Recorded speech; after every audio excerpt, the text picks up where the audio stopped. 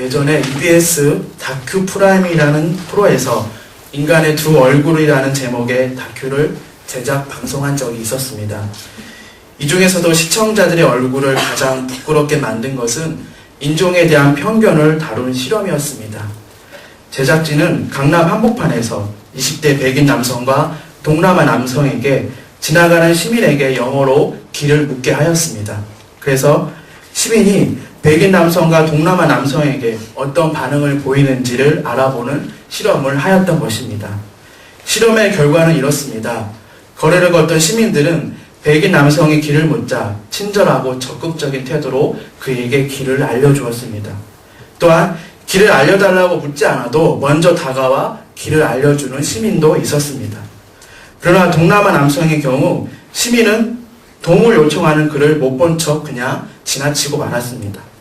단 2명의 중년 남녀만이 그 동남아 남성에게 길을 알려줬을 뿐입니다. 방송 후 시청자들 사이에서는 정말 부끄럽다 한탄하는 목소리가 터져나왔습니다. 이들은 이게 우리나라의 현실이다. 무서우리만큼 맞는 사실을 보여준다.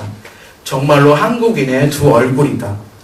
우리나라 국민이 외모지상주의와 인종 편견이 심각하다는데 그들 모두는 동의하는 것 같았습니다. 우리 각자는 모든 사람이 자신에게 평등하게 대하기를 바랍니다. 외모나 겉모습이 그런 모습이 뛰어나든지 그렇지 않든지 외모와 겉모습을 넘어서 자신의 마음을 알아주기를 원합니다. 그러나 나 아닌 다른 사람을 볼 때는 그렇지 못할 때가 많은 것 같습니다. 겉모습이나 외모로 판단할 때가 많은 것 같습니다. 사무엘상 16장 7절의 말씀처럼 사람은 외모를 보거니와 여호와는 중심을 보느니라. 사람은 외모를 보고 판단하지만 하나님은 사람의 중심, 그 마음의 중심을 보십니다. 사람이 외모를 본다고 해서 계속 외모를 보라고 하는 것이 아니라 외모로 판단하지 말고 그 마음의 중심을 보라고 말씀하시는 하나님의 음성입니다. 하나님이 우리에게 요구하시는 것은 또한 구하시는 것은 사람의 중심이고 마음의 생각들입니다. 그 행동에 어떠한 마음들을 담는지를 하나님은 보시기를 원하십니다. 마음의 중심이 어떠한지에 더 관심이 많으십니다. 오늘 본문 말씀 미가서 6장 6절에서 8절 말씀에서도 하나님이 우리에게 구하시는 모습, 즉 요구하시는 모습이 우리의 외모도 아니고 우리의 겉으로 드러나는 행동도 아니고 인간을 돋보이기 위한 종교 행위도 아님을 말씀하고 있습니다. 그 당시 유다 백성에게 하나님의 심판의 말씀이 선포되고 있었습니다. 그들의 죄악에 대하여 벌하시는 하나님의 심판의 말씀이 미가 선지자를 통해 선포되고 있었습니다. 1장 2절부터는 그들의 허물과 죄, 즉 우상과 음행의 죄가 지적되고 있으며 3장에서 미가 선지자는 지도자들의 죄를 고발하고 있습니다.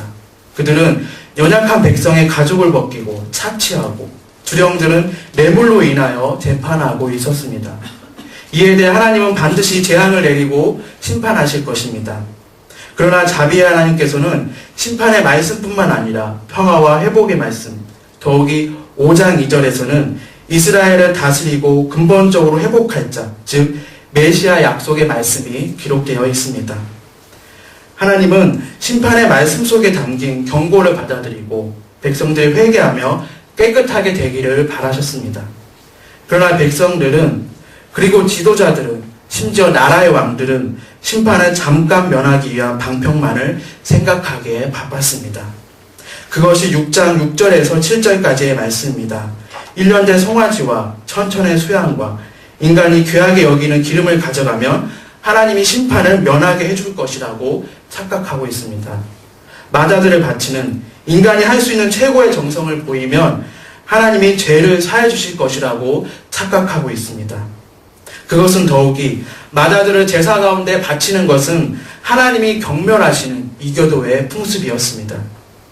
그래서 미가 선지자는 여전히 겉모습에 치중하는 그들의 종교적 행위를 버리라고 말씀합니다. 또한 회개와 통회하는 심령을 담지 않는 그들의 허망한 계획과 행동을 버리고 하나님이 진정 구하시는 것을 행하라고 말씀합니다. 그것은 첫째, 공의를 행하는 것입니다. 여기서 말하는 공의는 사람을 공평하게 대하는 것을 말하는 것입니다. 그러기 위해서 사람을 외모로 판단하지 말아야 합니다. 그 이유는 바로 하나님이 공의의 하나님이시기 때문입니다. 공의는 하나님의 성품 중에 하나로 하나님 모든 사람을 외모로 취하지 아니하시며 공의로서 대하십니다. 또한 하나님은 공의는 굳게 하시지 않으시며 공의로 판단하십니다. 이사야 30장 18절에 다음과 같은 말씀이 있습니다. 그러나 여호와께서 기다리시나니 이는 너희에게 은혜를 베풀려 하심이요 일어나시리니 이는 너희를 긍휼히 여기려 하심이라. 대저 여호와는 공의의 하나님이심이라. 무릇 그를 기다리는 자는 복이 있도다. 하나님이 우리 인간을 외모로 취하셨다면 구원받을 육체가 아무도 없었을 것입니다. 우리 인간에게 있는 것들을 보셨다면 능력이나 선행이나 가지고 있는 부와 재물을 보고 우리 인간을 판단하셨다면 우리에게 구원은 없었을 것입니다. 이런 것들이 하나님에게는 구원받을 만한 조건이 아니기 때문입니다. 오직 우리를 긍휼히 여기셔서 믿음으로 말미암아 구원을 주셨습니다. 로마서 10장 9절에서 10절 말씀입니다. 내가 만일 내 입으로 예수를 주로 시인하며 또 하나님께서 그를 죽은 자 가운데서 살리신 것을 내 마음에 믿으면 구원을 얻으리니 사람이 마음으로 믿어 의에 이르고 입으로 시인하여 구원에 이르느니라.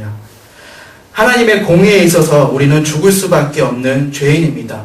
그러나 우리 죄를 대신해 죽으신 예수님의 십자가 또한 하나님의 공의이기 때문에 우리는 우리 외모가 아닌 예수님을 믿는 믿음으로 말미암아 구원받은 것입니다. 하나님이 우리를 외모로 취하지 않기 때문에 우리 또한 서로를 외모로 취하거나 판단하지 말아야 합니다. 그 당시 지도자들은 자신들의 위치를 보았습니다. 자신들에게 있는 권력을 보았습니다. 또한 연약해 보이는 그 일반 백성들의 겉모습을 보고 판단했습니다. 그래서 그들을 착취하고 공의롭게 대하지 않았습니다. 지도자들은 백성들의 외모나 겉모습이 아닌 하나님의 마음이 기준이 되어 판단하고 다스려야 했습니다. 뇌물이 아니라 모두가 똑같이 하나님이 돌보시는 백성이라는 공의로 다스려야 했습니다. 오늘날의 시대를 바라봐도 공의가 행해지지 않는 시대인 것 같습니다.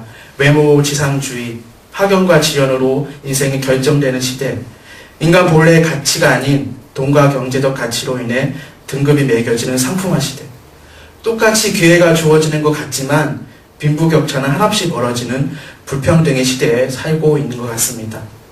정말 부정적으로 말하면 신앙의 가치들이 영향력을 발휘하지 못하는 세속화의 그 절정의 시대에 살고 있는 것 같습니다. 그러나 이런 시대적 상황에 우리의 부르심이 있는 것 같습니다. 이렇게 공의롭지 못한 시대에 복음을 전해야 하는 우리의 사명이 있는 것 같습니다. 복음은 하나님께서 인간을 외모로 취하지 않으시고 은혜로 주신 하나님의 선물입니다. 복음 안에서 우리 인간은 다 똑같은 하나님의 자녀입니다. 돈에 의해서, 외모에 의해서 운명이 결정되지 않습니다. 복음 안에서 진정한 인간의 가치와 존엄함을 발견하게 됩니다. 이 시대가 희망 없어 보이지만 하나님의 복음의 능력이 이 시대를 덮고 있습니다. 하나님의 복음의 능력이 이 시대를 감싸고 있습니다. 성령으로 말미암아 세상을 고치시는 하나님의 계획이 있습니다. 이제 좋은 말씀 듣고 개인의 문제를 놓고 기도하는 종교인을 넘어서 주님의 마음을 품은 제자로서 이 시대의 회복과 부흥을 위해 기도해야 합니다. 외모로 인해 판단받고 공의롭지 못한 시대에서 상처받은, 외모로 인해서, 학벌로 인해서, 돈이 있고 없음을 통해서 그것 때문에 상처로 얼룩진 영혼들이 복음을 경험하도록 전하고 기도해야 합니다. 그것이 하나님이 우리에게 구하시는 모습, 하나님 우리에게 요구하시는 모습, 공의를 행하는 것입니다. 둘째는 인자를 사랑하는 것입니다. 이것은 인간을 사랑하는 것입니다. 이웃을 사랑하는 것입니다. 이웃을 사랑하는 것은 하나님께서 그 당시 이스라엘 백성들과 시내산에서 맺은 약속의 말씀이고 계명입니다. 하나님께서 먼저 사랑을 보여주시고 이스라엘 백성들과 언약을 체결하셨습니다. 하나님을 사랑하라고 명령하셨는데 이 명령을 지킬 때 복을 주실 것이라고 약속하셨습니다. 이것은 바로 서로를 사랑할 때, 이웃을 사랑할 때 성취되는 것입니다. 하나님과의 약속을 신실하게 지키는 것이 이웃을 사랑하는 것입니다.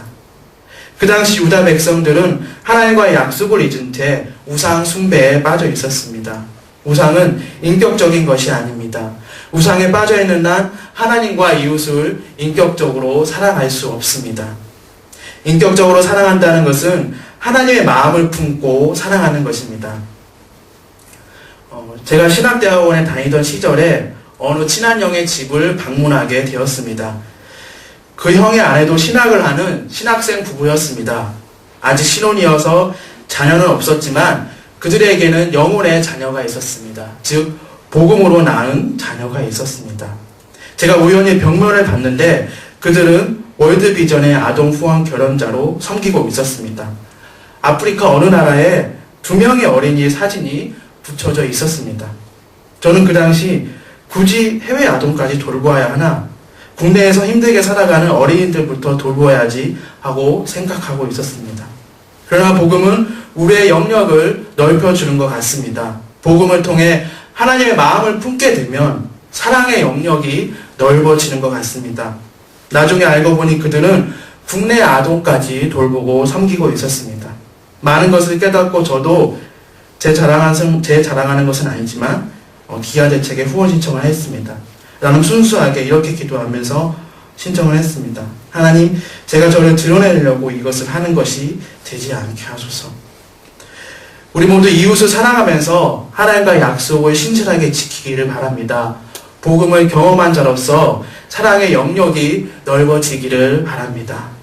셋째, 겸손히 하나님과 행하는 것입니다. 겸손히 하나님과 행하는 것은 겸손히 하나님과 더불어 교제하며 행하는 것입니다. 단순히 도덕적 모습으로서의 겸손이 아니라 하나님과 교제하며 행하는 겸손이 신앙의 겸손입니다.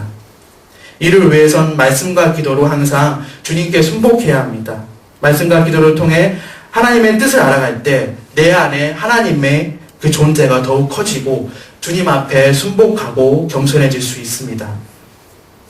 하나님과 교제한다는 것은 말씀과 기도를 통해 주님의 뜻을 묻고 그래서 뜻과 계획이 때로는 재조정되기도 하고 회복되고 치유되는 것을 경험하는 것입니다. 하나님과의 이러한 교제가 내 삶의 기준이고 지침이 되는 것입니다. 하나님과의 교제가 내 삶을 이끌 때 겸손히 하나님과 행하게 되는 것입니다. 교제는 교제하는 대상의 뜻을 만족해 하는 모습이 나타나야 합니다. 더욱이 나를 지으신 하나님과의 교제는 비록 그분의 뜻을 다할 수 없지만 나를 향한 생각이 평안이고 장래의 소망을 주려 하는 생각임은 확실하게 믿을 수 있습니다. 우리가 확신할 수 있습니다. 그 확실하신 뜻부터 순종할 때 하나님께서 우리를 그럼에도 불구하고 성실하게 인도하시는 은혜를 우리는 경험할 수 있습니다. 하나님께서 우리에게 구하시는 것이 있습니다. 요구하시는 것이 있습니다. 공의를 행하고 인자를 사랑하며 겸손히 하나님과 행하는 것입니다. 하나님께서 우리를 외모로 취하지 않으시고 공의롭게 대하십니다. 그래서 우리가 서로를 바라보고 대하는 기준이 외모가 아니라 겉모습이 아니라 학벌이 아니라 돈이 있고 없고가 아니라 하나님의 마음이 되기를 원합니다. 더 나아가 희망 없어 보이는 이 시대가 더욱이 한국 사회가 하나님의 마음이 담긴 복음으로 변화되기를 기도합시다. 모든 민족을 구원하시기를 바라시는 하나님의 마음을 품고 우리의 사랑의 영역이 넓어지기를 바랍니다. 마지막으로 겸손히 하나님의 뜻을 묻는 교제가 우리의 삶을 이끌기를 간절히 기도합니다.